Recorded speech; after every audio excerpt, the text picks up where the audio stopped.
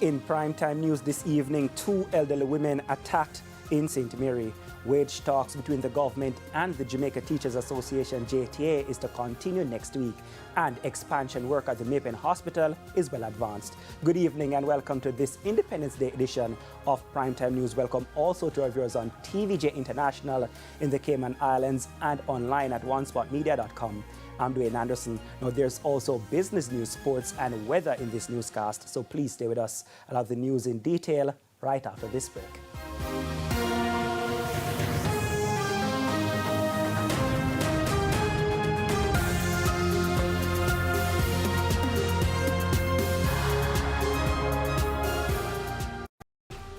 News headline.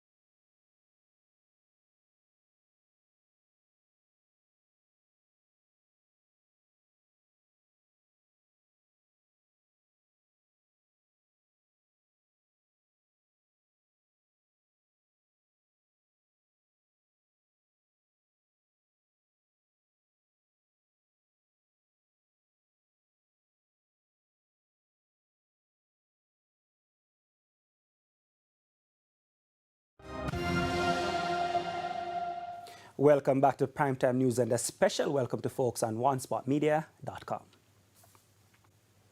First up this evening, the St. Anne police have launched a manhunt for a man believed to be behind a brutal chopping and arson attack on two elderly women in Lilyfield Bamboo in St. Anne yesterday. The suspect, known only as Bobby, is reportedly of unsound mind. Detail in this report. This is the aftermath of a fire that gutted a room at a two-bedroom concrete house in Bamboo, St. Anne. The attack unfolded shortly after 9 p.m. when two elderly sisters, aged 81 and 75, had gone to bed. The suspect allegedly threw an object through a glass window to gain entry before attacking both women with a sharp object. He then set fire to the house and another concrete structure. The sisters escaped without suffering burns. Richard Francis, whose mother and aunt were the victims, says the incident happened just minutes after he left the house. I got work in the morning, over 3 years go do an exhibition. I left and come back out, and by the time I come back out, it's like the guy let me off right at my yard gate there, so I left and go around the road, go buy some food. And then when I round there, one lady tell me, say, the house up here on fire. So I tell the lady, say, no, the house up on fire. Because I just left up a yard. So by the time I left around I shop now and come back up on my yard here, so I see the whole building on fire. Residents quickly rushed to their assistance, pulling the woman from the burning house and alerting the Jamaica Fire Brigade. Through the combined efforts of community members and firefighters, the flames were brought under control. Mr. Francis says he's thankful they survived the horrific attack. And get cut. And pan him mouth wire so that I feel my mother in mouth wire so get cut and in throat there so and pan him and them get cut. Me had the auntie now and I heading get the lick. See he thing over there so he attack everything. Where me can't take you up my boss. No, yet. And it's like say boy I just that me no friend there so. Police are investigating to determine the motive for the attack. Them serious down at hospital, but me give thanks say boy life no last. Yes, sir. This guy no, he no really collective, look collective or whatsoever, but them need to take care of them guys here. Them are grown and do all type of crime to people and thing. So all them thing they not right. So government need to look into the system and so go on. Shamela Pullen, TVJ News. Meanwhile, the head of the St. Anne Police Senior Superintendent Carlos Russell is appealing to the suspect to turn himself in. SSP Russell is also urging anyone with information that can assist the investigation to contact the police. He is further warning residents not to approach the suspect, but to immediately notify the police if he is seen. We are also asking the citizens. We know that citizens are very upset and irate at this time, but the police is doing our best to find this man, and we are asking you to hold straight. We are reminding persons that if persons get themselves in any form of mob killing, then they can be charged for murder. So we're just asking that persons, if you see this man, that you should call the police immediately. Today marks 64 years of independence for Jamaica, and the theme for this year is United in Celebrating Resilience. Governor General Sir Patrick Allen says the country has come a far way, but stressed the importance of investing in the nation's children and the impact of education. Every generation must continue to pursue independence in its own way. For many of our young people, that journey begins with education. Success is seldom easy, yet learning remains one of the surest pathways to opportunity and progress. Whether through academic study, technical training, or skills development, every young Jamaican should seize the opportunities available to prepare for the future. Prime Minister Dr. Andrew Holness has reminded Jamaicans of their roles in building an independent nation, pointing to the devastation caused by Hurricane Melissa in October last year. Homes, schools, roads, bridges, water systems, farms, and businesses were damaged across the country. But even in the most difficult hours, we saw the true character of Jamaica. Neighbors helping neighbors, public servants working beyond the call of duty, members of the security forces restoring access and order, churches and voluntary organizations providing relief, and Jamaicans at home and abroad giving generously. Meanwhile, opposition leader Mark Golding says Jamaicans can be proud of the many milestones achieved over the last 6 decades of political independence. The historic events of August 6, 1962 embodied a bold declaration that Jamaicans possess the talent, the wisdom, and the determination to govern ourselves and to shape our own future. As we celebrate this anniversary, we can take immense pride in what Jamaica has achieved. Though small in size, our influence on the world has been extraordinary. And thousands of Jamaicans have gathered at the National Stadium in St. Andrew today for the 64th Independence Grand Gala. And you're looking at those pictures right there. The annual event organized by the Ministry of Culture through the Jamaica Cultural Development Commission, JCDC, will showcase Jamaica's culture, achievements, and creativity. This year's production will also mark the 50th anniversary of women in service in the Jamaica Defense Force, JDF, and the 10th anniversary of Kingston's UNESCO Creative City of Music designation. Now, reggae artists Busy Signal and Wayne Wonder will receive the Reggae Icon Award from the Prime Minister, Dr. Andrew Holness, with celebrations ending with fireworks and a drone display. Sure you don't want to miss that. Outgoing Bank of Jamaica Governor Richard Biles is among 7 Jamaicans appointed to the Order of Jamaica. He will join 139 other awardees at the National Honors and Award Ceremony at King's House in October.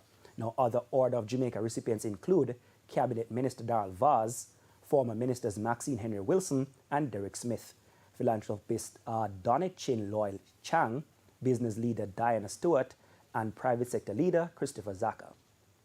25 Jamaicans will also receive the Order of Distinction in the rank of Commander, including Auditor General Pamela Monroe Ellis, broadcaster Donald Toppin, UR Principal Professor Denzel Williams, Director of Public Prosecutions Claudette Thompson, and journalist George Davis.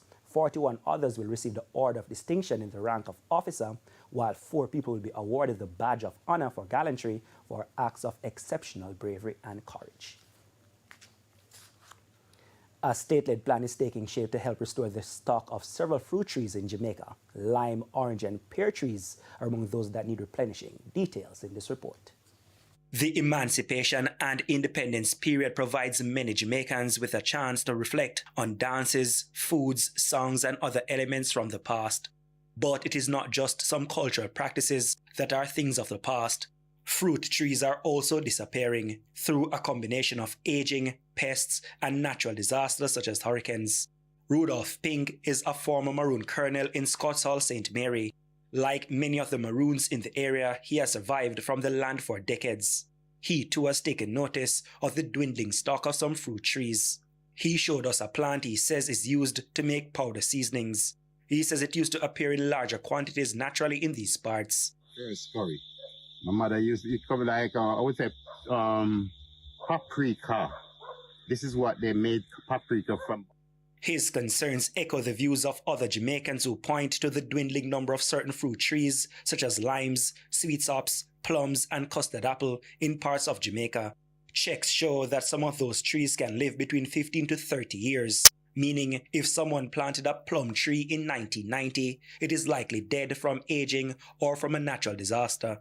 The bigger problem, he says, is that the last 2 generations of Jamaicans have not replanted enough fruit trees. What other people need to save some of the seeds and continue to plant it and transplant it. So we have to preserve the land and plant, transplant for it to flourish and nurture it for it to flourish.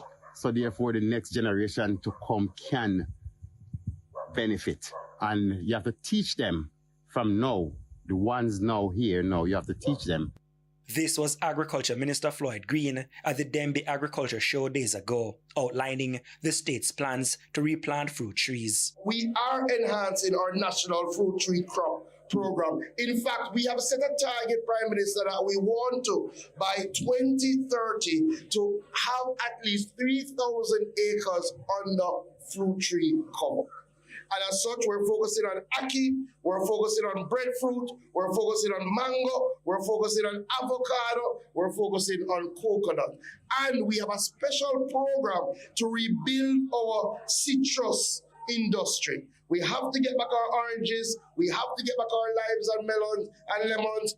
Citrus, such as limes, he said, will get particular attention. We're going to be rolling out a 6-acre plot where we're going to put it in all the varieties, the 64 cultivars that we have now to ensure that we drive the rebuilding of our citrus industry.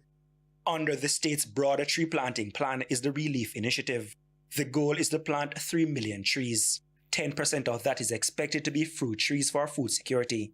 The program is also to help accelerate ecological recovery and watershed restoration, particularly coming out of Hurricanes Beryl and Melissa. And we take another break, but please stay with us because there are more local stories when we return.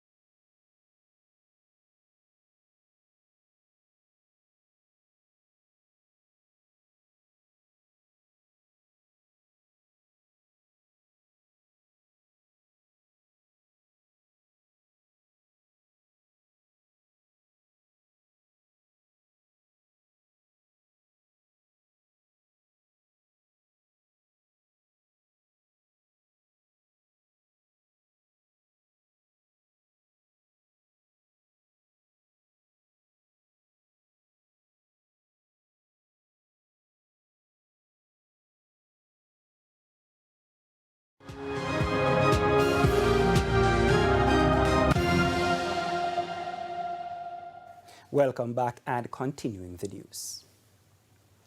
A meeting between the Jamaica Teachers Association, JTA, and the Ministry of Finance on wage claims ended yesterday without a breakthrough. The JTA says it expected the government to present an improved wage offer. Instead, the talks ended in a stalemate. JTA President Mark Malava says the parties were unable to settle the union's 28-point list of claims, but negotiations are set to continue next Tuesday. Meanwhile, the government is expected to sign a new wage agreement also on Tuesday with the Jamaica Confederation of Trade Unions, which represents government-paid workers. The expansion of the Jamaican Hospital in Clarendon is progressing on schedule. Health Minister Dr. Christopher Tufton and his team recently toured the project to review the ongoing work. According to Health Minister Dr. Christopher Tufton, the project is expected to increase bed capacity at the Jamaican Hospital by about 50, bringing the total to 200. He says it will also add some 180 healthcare professionals, including doctors, nurses, and medical staff. I'm happy to report that based on what I've seen, this 10,000 square foot facility is on track, on target. The work is going very smoothly. With an anticipation of a completion next year, both in terms of construction but also equipping for full functionality. The building will represent significant additional capacity here in the town of Jamaica, but also the parish of Clarendon. Chairman of the Southern Regional Health Authority, Michael Stern, says the project will ease space constraints, improve patient flow, and increase the number of surgeries the hospital can perform. He adds that it will also help clear the backlog of operations that have been delayed due to limited resources. We are now using Chapaton for the first time, and we can see that that is helping us. And with the addition of this, we shall see more operations being done. And also the fact that sometimes the patients who come, the logistics, because there's not enough space, they could actually be moved faster.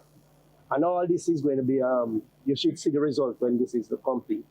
Dr. Tufton described the project as part of the government's wider effort to transform Jamaica's healthcare infrastructure. He says other major hospital and healthcare center developments are currently underway across the island. We are changing the face of healthcare from an infrastructure capacity standpoint, both in terms of adding more people, adding more diagnostic, adding more beds, adding more clinics.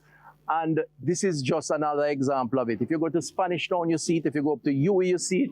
If you go to Cornwall Regional Western Child, you see it. And if you traverse this parish of Clarendon, you will see so many health centers that have been upgraded, with 2 new ones to come in Maypen East and West. Shamela Pullen, TVJ News.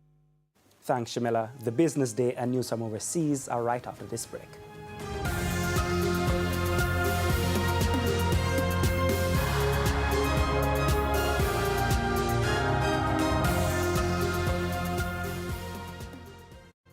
No join the manual line, tap up online.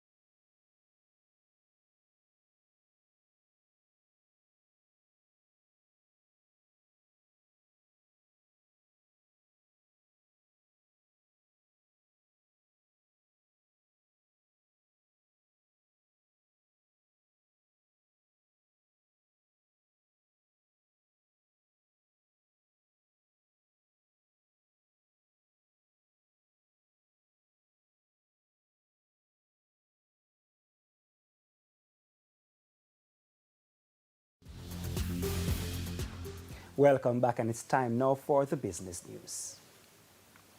Party promoters in St. James found a new entertainment venue, and it's been hiding in plain sight for years. The Montego Bay Convention Center hosted thousands of partygoers at the recent Dream Series, and stakeholders are already looking at how the venue can help unlock earnings for the entertainment sector in that part of the island. Details in this report.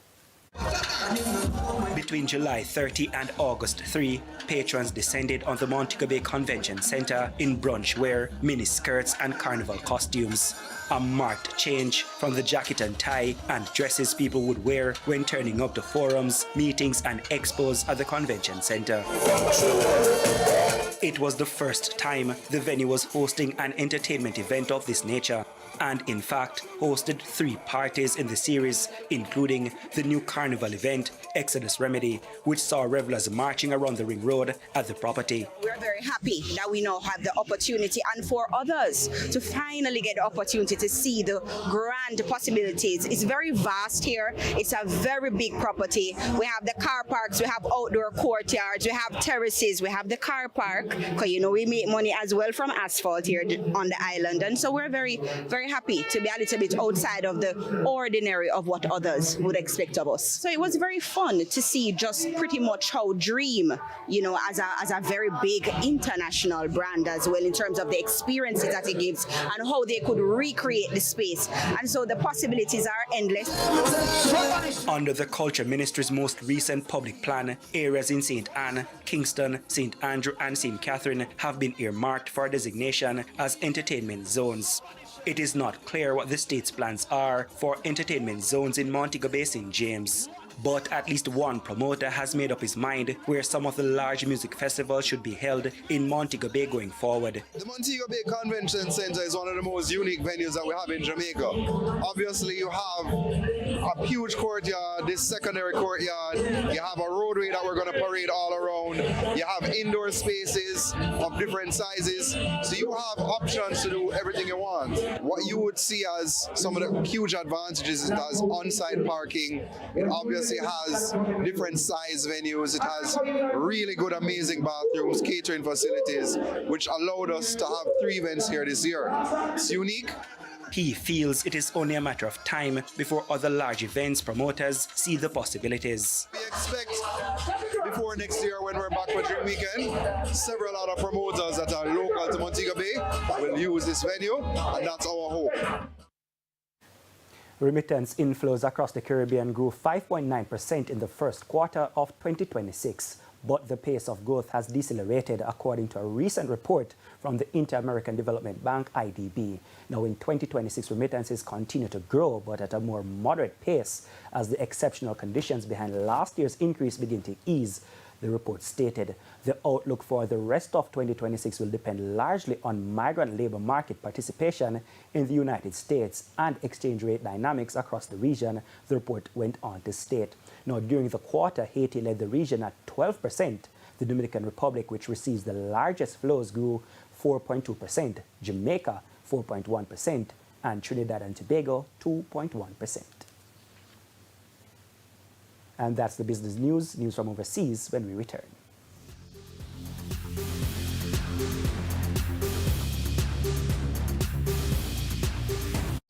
The Business Day, brought to you by. With Sagicor Life, you have access to affordable life, critical illness, hospital indemnity, and health insurance. Coverage for all, care for you.